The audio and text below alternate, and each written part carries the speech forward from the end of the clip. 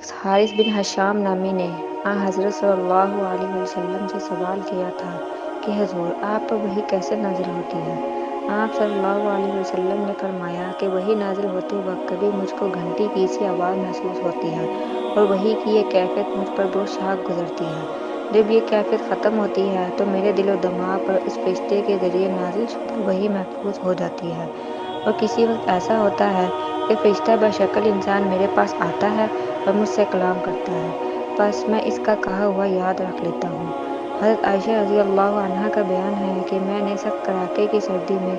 हज़रत सल्लल्लाहु अलैहि वसल्लम को देखा है कि आप सल्लल्लाहु अलैहि वसल्लम पर वही नाजिल हुई और जब इसका सिलसिला मौकूफ़ हुआ तो आप सल्लल्लाहु अलैहि वसल्लम की पेशानी पसीने से शराबूर थी।